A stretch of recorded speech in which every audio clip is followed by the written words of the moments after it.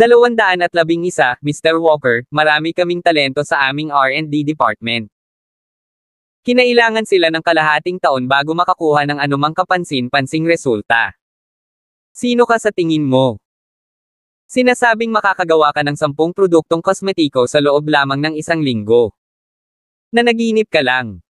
Panunuyan ni George. Kung ang isang tao na wala man lang sa larangan ay nakapag-develop ng mga bagong cosmetics sa loob lamang ng 1 linggo, ano kaya ang layunin ng Research and Development Department? John, alam kong kumikilos ka ng nasa isip mo ang mga interes ng kumpanya, ngunit hindi ito bagay sa loob ng iyong kakayahan. Anong ginagawa mong eksena? Malungkot na tinitigan ni Stacy si John. Naalala niyang mabuti kung paano sinabi ni John sa kanyang sarili na hindi siya ganoon ka-confident dito noong nakaraang gabi. Gayunpaman, sa sandaling iyon, ginagarantiyahan ni John na makakagawa siya ng 10 bagong produkto sa loob lamang ng 1 linggo. Hindi siya makapaniwala kay John. Miss Young, hindi ko naman sinusubukang gumawa ng eksena. Nagsasabi ako ng totoo. May tiwala ako na kaya ko. Seryosong sabi ni John. Mukhang hindi siya ganoon ka-confident sa harap ni Stacy noong nakaraang gabi dahil lang sa gusto niyang maging mas mapagpakumbaba. Gayunpaman, iba ang sitwasyon sa sandaling iyon. Wala na siyang paraan para umatras sa panggigipit sa kanya ni George. Mabilis na gumana ang isip ni Erwin habang hinahampas niya ang mesa at tumayo, na may malamig na ngiti na sinabi, Mr. Walker, dahil tiwala ka, handa ka bang ibigay sa amin ang iyong garantiya? Tama, ang pagsasalita lang ay walang kabuluhan. Mr. Walker, binigay na sa amin ni Mr. Proctor ang kanyang garantiya ngayon lang. Kung hindi mo man lang kaya, tumigil ka na sa kalokohan. Gatlang M. Napalingon lahat ang mga executive ng kumpanya kay John. Siyempre, hindi ako matatakot na gawin iyon. Kung hindi ko ito maisakatuparan, handa akong isuko ang aking posisyon. Walang takot na sabi ni John. Sige, ikaw na mismo ang nagsabi. Kung hindi ka makakagawa ng 10 iba't ibang produkto sa 1 linggo, aalis ka kaagad sa camp. Mawawala ka ng wala. May matalim na kislap sa mata ni Erwin. Hindi niya akalain na may kakayahan si John na gawin ang isang bagay na napakahirap. Since John was looking tedie, sa kanya pagbibigyan ang hiling ni John.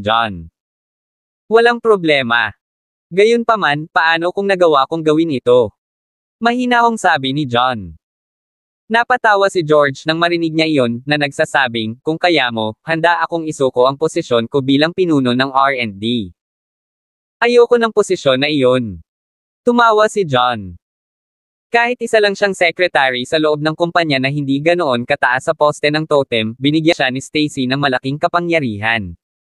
Nasa isang department head siya. Higit pa rito, araw-araw siyang nagtatrabaho sa tabi ng isang dilag tulad ni Ella. Just working with Ella gave him a lot to be happy about, he was able to enjoy himself whenever he won. Bakit gusto niya ang posisyon ni George? Tatanggihan niya sana ito kahit na libre. Kung gayon ano ang gusto mo? Bumaba ang ekspresyon ni Erwin. Simple lang yan. Kung magagawa ko, gusto kong humingi ng tawad sa akin sina Mr. Mercer at Mr. Proctor W. Ikaw, nagbago ang ekspresyon ni Erwin. Siya ang pangalawa pinakamataas na bilang sa kumpanya at hindi ka pani-pani walang ipinagmamalaki. Kung humingi siya ng tawad sa isang sekretarya lang tulad ni John. Gayunpaman, pinag-isipan niya ito. Hindi pa rin matatapos ni John ang gawain, kaya wala siyang dapat ipag-alala sa abo. 212, sige, sang-ayon ako. Malapit ka nang umalis sa kumpanyang ito. Ngumisi si Erwin habang nakatingin kay John ng masama. Mukha na siyang panalo sa kamay. Pangako yan. Maging saksi natin si Miss Young at lahat ng kasamahan natin dito. Ngumiti si John. Hindi niya alam ang kanyang lugar. Natuwa ang mga executive sa sinabi ni John. Hindi nila akalain na may kakayahan si John para makakuha ng tagumpay, at wala ni isa sa kanila ang nakakaalam kung saan nakuha ni John ang lakas ng loob at kumpiyansa. Sige, tapos na ang meeting. Malungkot na tinitigan ni Stacy si John. Ang naisip niya ay katulad ng iba at hindi niya akalain na matatalo si John. Gayunpaman, nang makita niya kung gaano tiwala si John, wala siyang sinabi tungkol dito sa huli. Sa susunod na mga araw, inapon ni John ang kanyang sarili sa pabrika, tinitingnan kung paano pataasin ang bisa ng kanilang mga produkto sa Stanley pati na rin ang pagbuo ng mga bagong produkto. Salamat sa lahat ng kanilang pagsusumikap, ang bagay ay nakakita ng isang matinding pagbuti. Pagdating sa pagproseso ng mga hilaw na materyales, sinunod ni John ang mga ideya ni Stanley. Pagkatapos nilang dalawa ay gumawa ng walang kwentang mga eksperimento, sa wakas ay nagawa nilang pataasin ang kahusayan mula sa humigit kumulang 60% tungo sa mahigit 80%. Ang hamog sa umaga na nakalap ni John ay napatunayang napakahalaga. Ang hamog sa umaga ay naglalaman ng espiritual na enerhiya, ito ay kumikilos tulad ng isang catalysta na nagpapabilis sa pagsasanib ng hilaw. Materyales. Ang hamog sa umaga ay hindi kapani-pani walang mahalaga para sa kanila na mapataas ang kanilang kahusayan ng labis. Maliban doon, nagkaroon din ng napakalinaw na mga resulta mula sa pagbuo ng mga produkto. Nagdagdag si John ng mga tradisyonal na herbal na gamot sa kanilang mga maskara sa mukha na may epekto ng detoxifying at nourishing. Ang balat, pag-alis ng acne. Pagkatapos ay nagdagdag siya ng mga herbal na gamot sa cleansing foam upang makamit ang moisturizing at whitening effect.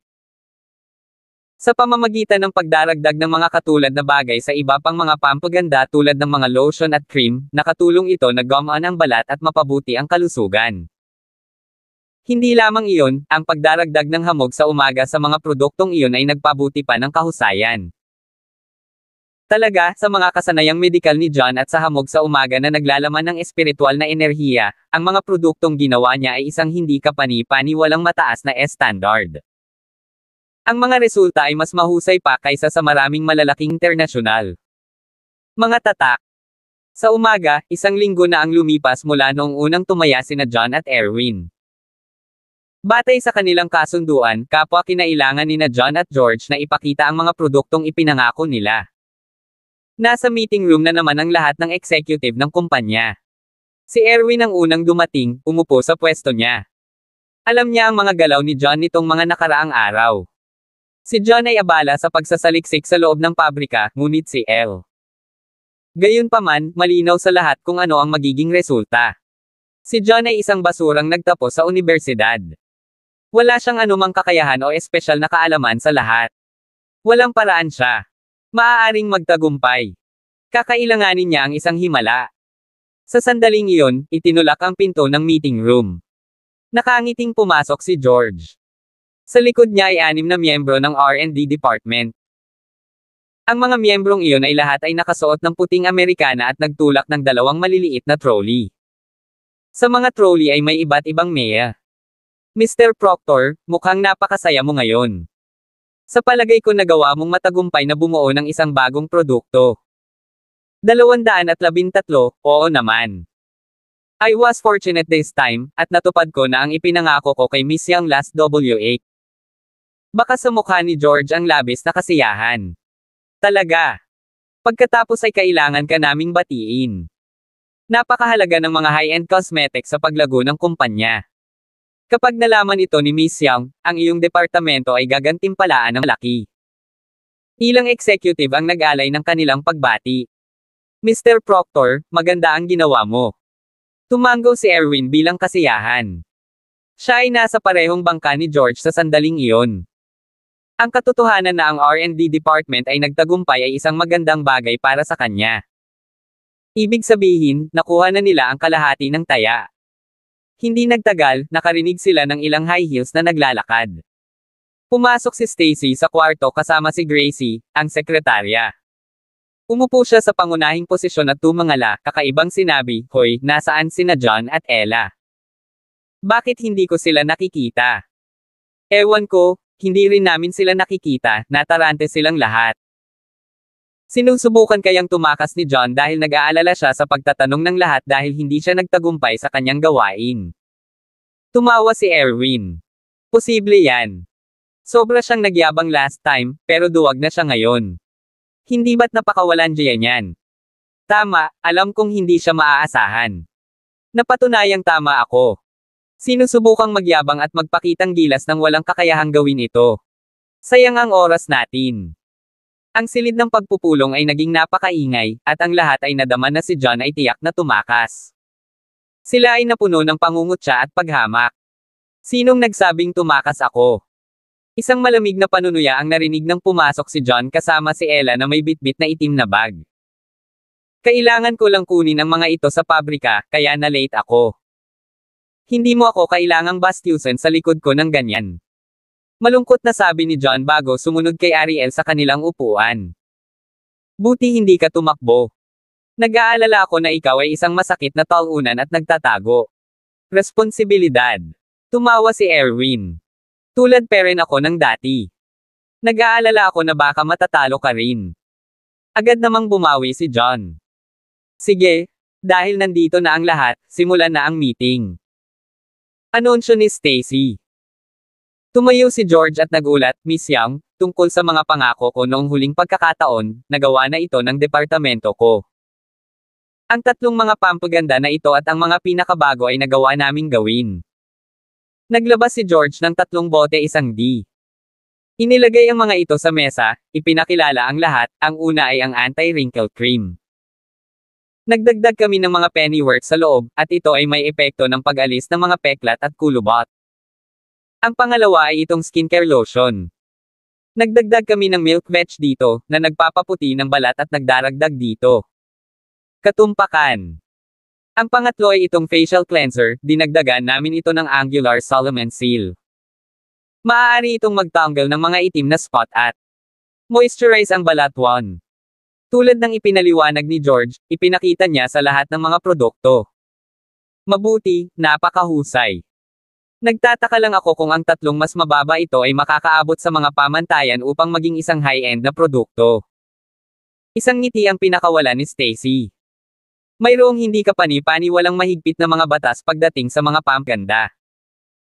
Kung ang 3 beses na iyon ay natugunan ang mga produkto ng pagtatapos, magkakaroon ng karapatang pumasok ang elegante sa merkado na iyon. Miss Young, huwag kang mag-alala. Ang 3 mas mataas na ito ay talagang mga high-end na produkto. Siyempre, walang kwenta kung sasabihin lang. Ipapakita ko sa lahat ngayon din. 214 pumalakpak si George, sinenyasan ng mga espesyalista mula sa R&D department na dalhin ang mga trolley. Pagkatapos nito, iniabot niya ang mga produkto sa kanila upang masuri. Ipinaliwanag ng lahat sa kanila ang nauugnay na data at mga kinakailangan na kailangang ituring na mga high-end na produkto bago nila ilagay ang mga kosmetiko sa mga makina.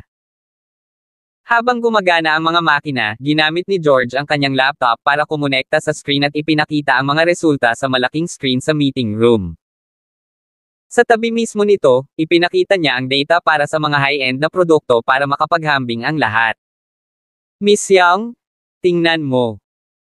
Lahat ng 3 produktong ito ay kwalipikadong maging high-end na produkto batay sa mga regulasyon ng bansa. Mayroon ding 3 sa mga data point na higit na lumampas sa mga kinakailangan. Pagmamalaki ni George. 12 pangunahing salik ang sinusuri, at 3 sa mga ito ay higit na lumampas sa mga kinakailangan. Nangangahulugan ito na ang mga epekto ay napakaganda. Maaaring gamitin ng kumpanya ang 3 salik na iyon para bumagyo sa merkado.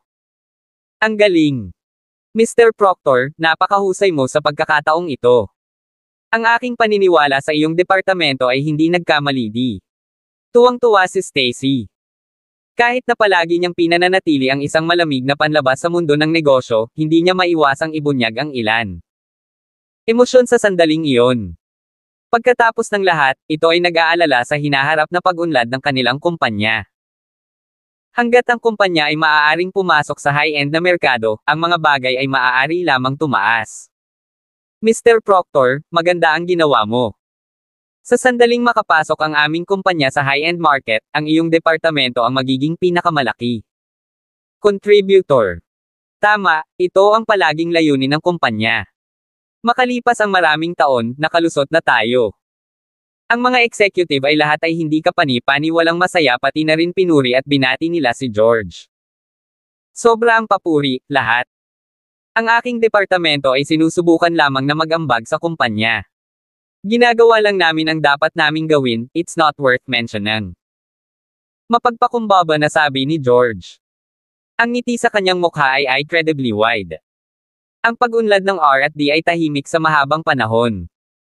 Ngayong sa wakas ay gumawa na sila ng splash, naramdaman niyang sa wakas ay nailabas na niya ang lahat. Sa sandaling iyon, si George ang bida sa palabas. Siya ay tumingin hindi kapani-pani walang kahanga-hanga. Mr. Walker, nakita mo ba iyon? Natupad ko na ang pangakong ginawa ko noong nakaraang pagkikitawan. Naaalala ko na nangako ka na bubuo ka ng 10 iba't ibang produkto. Bakit hindi mo ipakita sa amin ang resulta mo? Tumingin si George kay John ng mapanukso, para siyang tumingin sa isang payaso. Gusto niyang makita kung paano makakabuo si John ng 10 iba't ibang produkto sa loob lamang ng isang maikling linggo.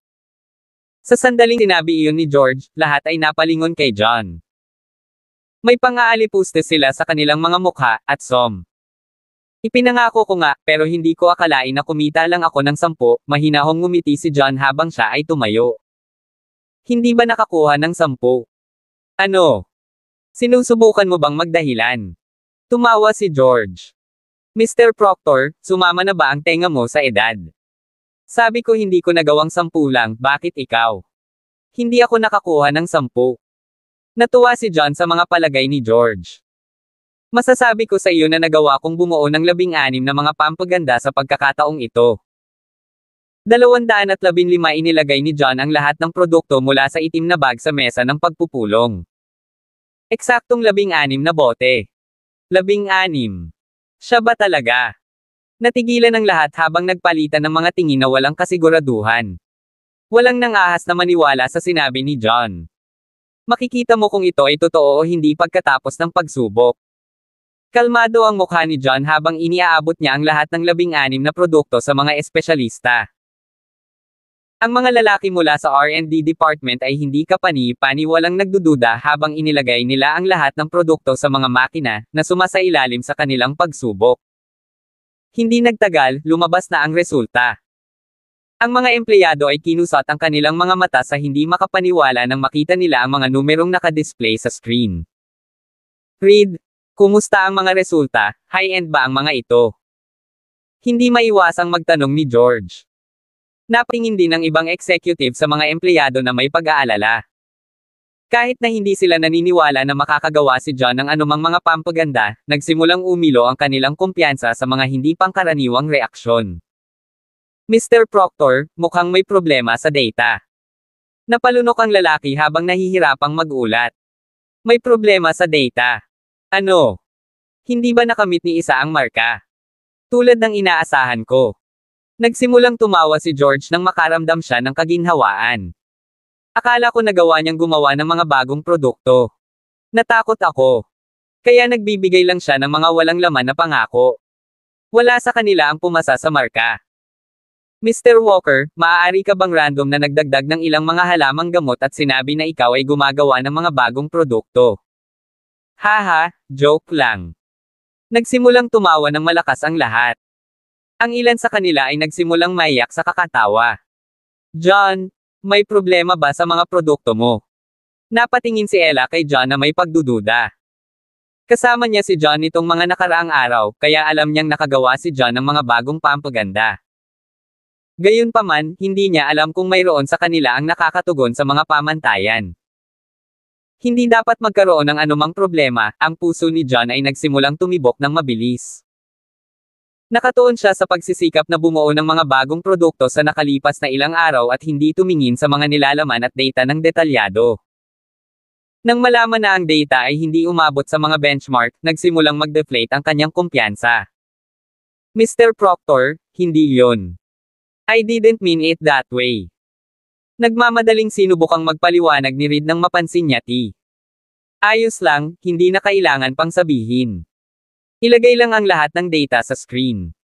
Hayaan ang lahat na makita nasa awkward na posisyon si Reed habang pinipilit nilang ipakita ang data sa screen. Miss Young, tingnan mo naman. Ito ang mga basurang pampaganda na ginawa ni Mr. Walker. Tingnan mo na lang ang resulta ng test doon. Kung ikukumpara sa mga benchmark para sa mga high-end na produkto, ang mga ano ang mali sa mga numerong ito. Nang tingnang mabuti ni George, laking gulat niya ang kanyang mga mata. Nakita niya na ang mga resulta ng pagsubok ay lahat ng hindi bababa sa 3 hanggang 4 na beses na mas mataas kaysa sa mga kinakailangang benchmark. Kaya, walang paraan na ang mga numero ay hindi sapat. Labis na nilalampasan nila ang mga kinakailangan. Paano ito posible? 216 na natigilan si George.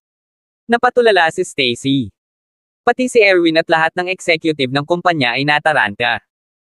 Hinding-hindi nila pinangarap na hindi lang tutuparin ni John ang pangako kundi mag-develop pa ng mga cosmetics na napakaganda. Ang mga epekto ng mga pampaganda na iyon ay mas mahusay kaysa sa ilang mga internasyonal na tatak. Mabuti. Nakakamangha. Pagkaraan ng ilang sandali, tumayo si Stacy at hinampas ang mesa, na ikinagulat ng ibang mga executive na tumayo din. Tumayo ang lahat. John, Kay, kamangha-mangha ka. Isa lang itong ganap na himala. Masyadong emosyonal si Stacy, at niyakap niya si John sa harap mismo ng lahat. Ang kanyang ngiti ay parang isang daang namumulaklak na bulaklak, napakaganda. Kahit hindi niya alam kung paano ito ginawa ni John, may alam pa rin siyang lubos. Kung ang kumpanya ay magkakaroon ng mga kahangahangang produkto sa hinaharap, ito ay gagawin silang isang nangungunang internasyonal na tatak, pabayaan lamang na gawin ito sa high-end na marker. Obvious naman kung bakit naging emotional siya. Stacy, ikaw. Maging si John ay natulala. Ito ang unang pagkakataon na kusang niyakap si Stacy, at ito ay sa harap ng napakaraming tao mula sa kumpanya. Nakaramdam siya ng init sa kanyang puso. Pakiramdam ko lahat ng hirap na ginawa niya nitong mga nakaraang araw ay sobrang sulit. Sa wakas ay napagtanto ni Stacy na may nangyari, at dali-dali niyang binitawan si John. Namula siya habang sinasabi, masyado lang akong natuwa, at nawala ang katahimikan ko. It's fine. I don't mind. May masiglang ngiti sa mukha ni John. Medyo nag-aatubili siya, gusto siyang yakapin ni Stacy ng mas matagal. Gayunpaman, alam niyang imposible iyon. Nang tingnan ang eksenang iyon, sumeryoso ang ekspresyon ni Erwin. Imposible. This can't be real. Isa lang siyang basura mula sa 3 baitang unibersidad at hindi man lang dalubhasa sa larangang ito. Paano siya basta-basta makakagawa ng mga kahangahangang resulta? Dapat may problema. Galit na umiling si Erwin, hindi matanggap ang malupit na katotohanan. Tama, ang data ay hindi kapani-pani walang kakaiba. May nangyari bang mali sa mga makina? Tila nagising si George mula sa isang panaginip nang ipahayag niya ang kanyang mga hinala. Nang marinig ang sinabi ni Michael at Erwin, ang mga executive ay nagsimulang kumalma ang lahat. Marami sa kanila ang nagsimulang magtaka kung nagkamali ang pagsubok. Mr. Proctor, wala kang kahihiyan. Maayos naman ang mga makina noon, bakit bigla na lang silang magkakaproblema ng walang dahilan? Paano mo kami nabigyan ng ganoong bulok na palusot? Si Ella noon. Hindi ka pani-pani walang bigo. Iyon. Natagpuan ni George ang kanyang sarili na hindi makapagsalita. That's not necessarily true. Baka may biglang nagkamali sa mga makina. It's not impossible. At the end of the day, I feel like we should recalibrate them and test again to make sure things are fine. Matigas na sabi ni Erwin. Totoo yan, medyo nakakabaliw ang data. Dapat tayong gumawa ng isa pang pagsubok para makasigurado. Sumang-ayon ang kanilang executive. Erwin, sapat na ba ang gulo mo? Nasa harap mo na ang katotohanan, bakit mo pinipilit ang mga bagay-bagay? Malungkot na sabi ni Stacy. Ay! Ibinuka ni Erwin ang kanyang bibig ngunit hindi sinaway ni Stacy. Bakas pa rin sa mukha niya ang pag-aatubili. Miss Young? Ayos lang. Dahil hindi naniniwala ang lahat, maaari na lang tayong gumawa ng isa pang pagsubok, walang pakialam na sabi ni John. Then, fine, tumango si Stacy pagkatapos ng ilang pag-aalangan. 217 hindi naman ito isang malaking bagay, at ang muling pagsusuri ay hindi mauubos ng ganoong karaming oras. Pagkatapos nito, muling nakalibrate ng mga doktor mula sa R&D department ang mga makina. Matapos matiyak na walang mga isyu, inilagay nila muli ang mga produkto sa makina, na nagsasagawa ng mas detalyadong pagsubok. Ang mga resulta ay lumabas ng napakabilis. Sa pagtingin sa screen, pareho ang mga resulta.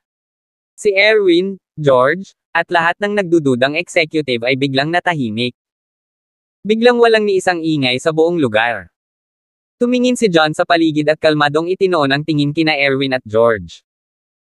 Siya ang unang nag-alis ng tahimik na kapaligiran. Mr. Mercer, Mr. Proctor, may sasabihin pa ba kayong dalawa? Ako. Parehong asya ng hitsura ni na Erwin at George. Baka sa mga mukha nila ang hindi kapani-paniwalang pagkatalo. Hindi mo ari ng dalawa kung paano ito nagawa ni John. Ito ay masyadong hindi kapani-paniwala. Dahil walang masabi kayong dalawa, kaya nanalo ako sa taya na ito. Malamig na sabi ni John. John, huwag kang masyadong matuwa sa sarili mo. Kahit na matagumpay kang nakabuo ng mga bagong pagkakataon, noong nakaraang pagkakataon, nadagdagan mo pa ang mga produkto mo sa pagpino namin ng aming mga hilaw na materyales maliban doon. Kung hindi mo mapataas ang kahusayan namin, hindi ka mananalo sa taya. Ashway unclenched his teeth habang nagsasalita, putting his hopes on the efficiency of the raw materials. Tama si Mr. Mercer. Kung hindi mo mapataas ang kahusayan sa pagpoproseso namin ng mga hilaw na materyales, hindi ka nanalo sa taya. Kinalma ni George ang kanyang sarili bilang isang bagong pag-asa na nag-alab sa kanyang puso. Alam niya na napakahirap pataasin ang kahusayan ng mga hilaw na materyales. Ito ay hindi mas mahirap kaysa sa paggawa ng mga bagong produkto. It was just a mere week, himala na nakabuo si John ng napakaraming bagong cosmetics. Hindi niya akalain na may nagawa pang milagro si John. Haha, biglang tumawa si John, na ikinatuwa ni na Erwin at George. Nagsasabi kami ng totoo. Bakit ka tumatawa? Labis na umasim ang ekspresyon ni Erwin. Natatawa ako sa kamangmangan mo. Hindi ko itatago. Nadagdagan ko na ang pag-unlad ng mga hilaw na materyales bago pa man ako magsisimula di. Naghahanap ng mga bagong produkto. Natatawang sabi ni John. Ano? Paano ito posible? Parehong nagulat sina Erwin at George. Maging si Stacy ay may mukha na puno ng hindi makapaniwala. Hindi nila akalain na magagawa pa ni John na pataasin ang kahusayan ng kanilang mga hilaw na materyales bukod pa sa pagbuo ng 16 na iba pang produkto.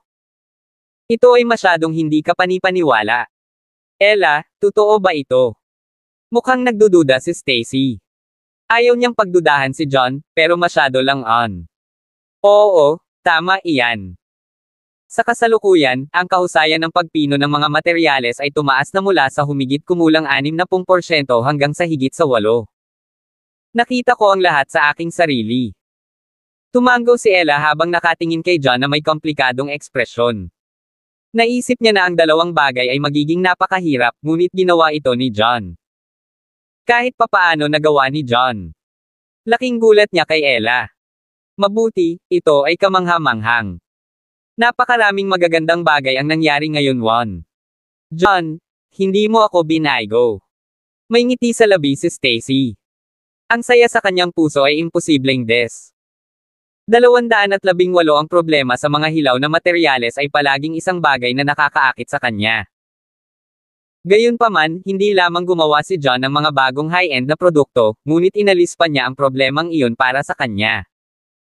Ito ay talagang isang banal na pagpapala sa kanyang mga mata. Iyon ang unang pagkakataon na time niyang tinanggap ang mga kakayahan ni John. Tiyon.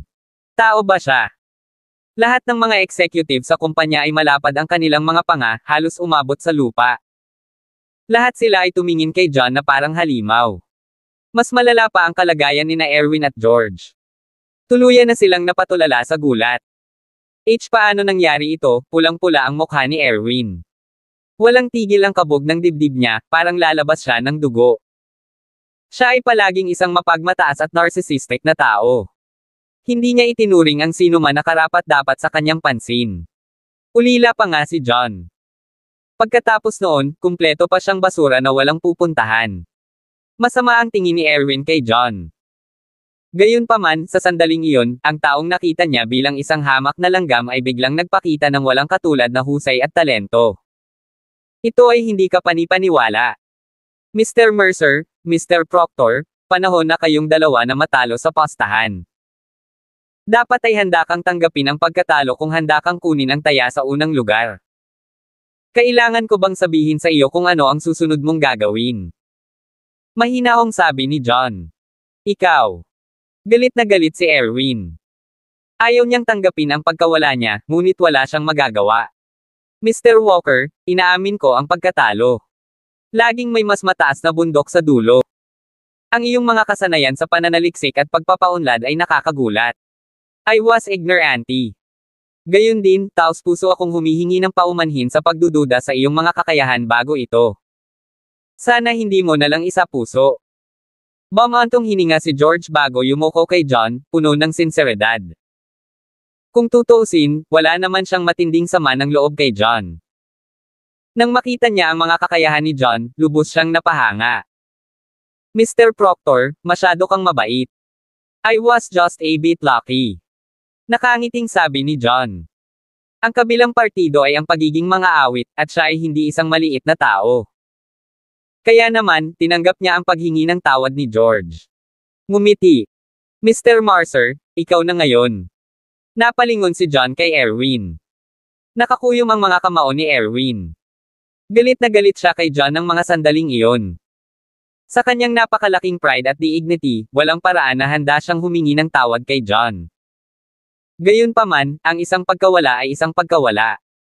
Walang ibang paraan para kumilos siya sa harap ng mga executive ng TIHI. Kumpanya. Kung hindi, lalo niyang ipapahiya ang sarili niya. Mr. Walker, nagkamali ako sa pagdududa sa iyong kakayahan. Humihingi ako ng tawad, at sana ay mapatawad mo ako, mahina ni Erwin. Mr. Mercer, ang iyong paghingi ng tawad ay napaka hindi sinsero. Malungkot na sabi ni John. Kung ganoon, anong gusto mo? Maasim ang ekspresyon ng mukha ni John. Kung nakayuko ka, dapat gawin mo ito ng maayos. Hindi bababasa, yumuko ang iyong likod at ibaba ang iyong nangbin. John, binabalaan kita. Huwag lumampas sa linya. Umirap si Erwin. Anong linya? Ito ay isang biro. Kung handa kang tumaya, pagkatapos ay tanggapin ang iyong pagkatalo. Kung hindi mo kaya, sumigaw ka. Ikaw, ayos. Nagalit si Erwin, pero yumuko pa rin siya at ibinaba ang ulo sa dulo, give. 219, iyon ay mas katulad nito. Kailangan ko yata tanggapin ang paghingi mo ng tawad. Hindi ko na ito isa-puso sa pagkakataong ito. Sana ay malaman mo ang iyong lugar sa hinaharap. Payak na sabi ni John, hindi na pinansin ni Erwin pagkatapos noon. Miss Young? Kung wala nang iba, babalik na ako sa trabaho, madilim ang mukha ni Erwin. Siya ay lubusang napahiya, at wala na siyang dignidad na manatili doon. Tumalikod na siya para umalis. Mr. Mercer, please wait, pinatigil ni Stacy si Erwin. Miss Young, may kailangan ka pa ba? Tanong ni Erwin. Nakagawa na ng mga bagong produkto si Mr. Walker. Ang susunod na hakbang ay para sa kumpanya na gumawa ng mga ito ng maramihan. Pagdating doon, iiwan ko muna siya sa ngayon. Pagkatapos nito, ikaw na ang pumalit sa kanya. Stacy addressed. Hindi lamang nakagawa si John ng mga bagong high-end na produkto kundi pinataas pa ang pag-unlad ng antas ng hilaw. Materyales.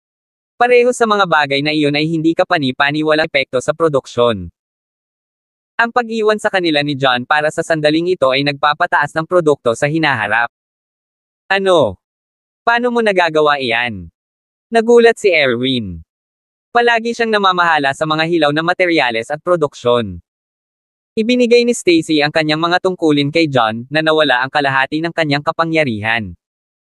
Kailangan sa trabaho, bakit hindi ko magawa? Malungkot na sabi ni Stacy. Pero, wala siyang experience sa production. Kung bigla mo siyang bibigyan ng task, baka hindi niya magawa ng maayos, sabi ni Erwin, hindi sumusuko. Alam ko. Tutulungan ko si Ella. Naayos na ang paggamit nito. Mariing sabi ni Stacy. Iyon. Mabuti kung ganoon, nakakuyom ang ngipin ni Erwin habang sinasabi niya. Gaano man siya kalungkot tungkol dito, tinanggap niya ang bagay na iyon.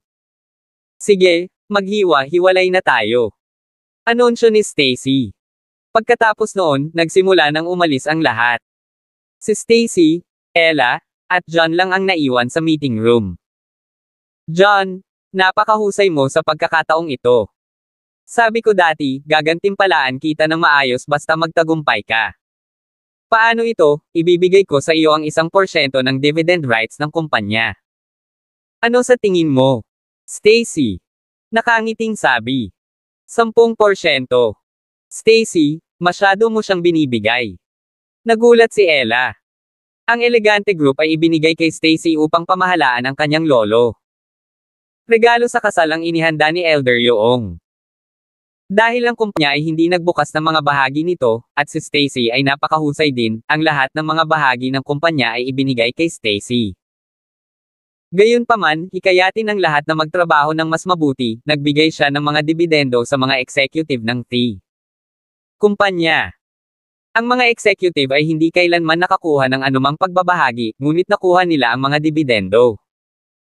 Sa sandaling iyon, mas mataas ang shares ni Erwin, na sumasakop sa mahabang porsyento.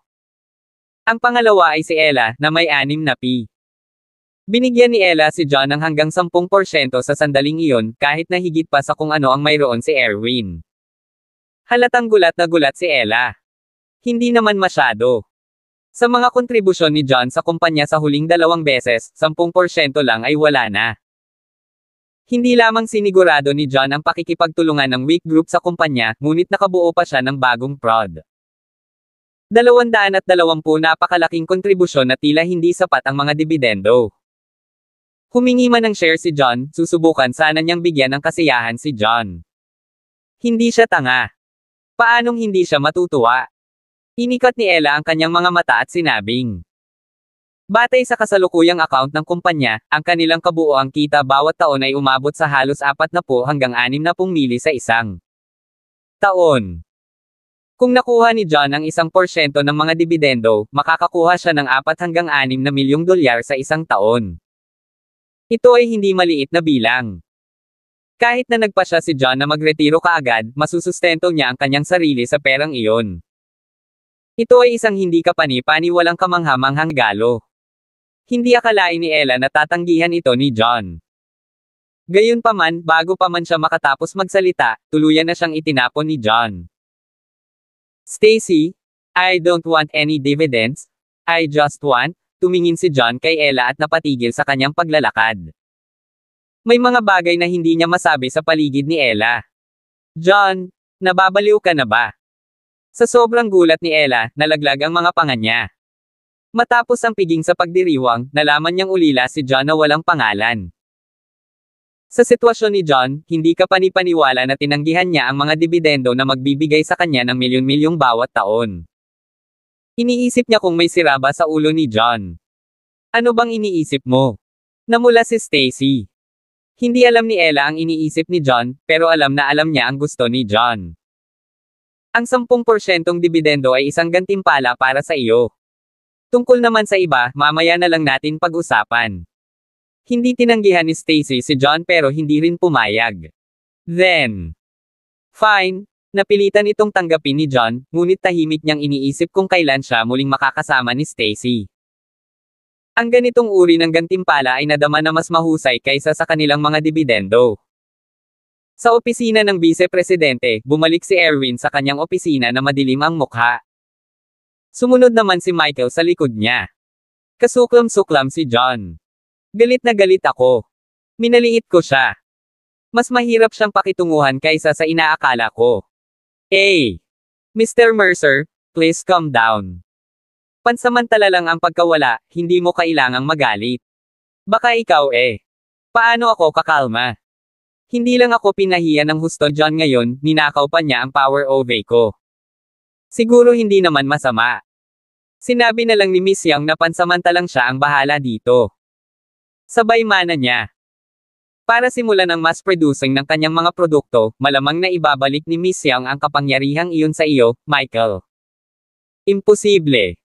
Walang paraan ang isang aso ay mabibitawan ang kanyang pagkain. Kapag nakuha na ni John ang kapangyarihang iyon, paano ko ito makukuha, B? Yan. Hindi nakaimik si Michael. Alam niyang walang basehan ang mga alalahanin ni Erwin. Hindi tulala si Yona. Walang paraan na ibibigay ni John. Hindi ako pwedeng umupo na lang dito at maghintay. Kailangan na nating magsimulang gumawa ng mga plano para mapalaya si John sa kumpanya.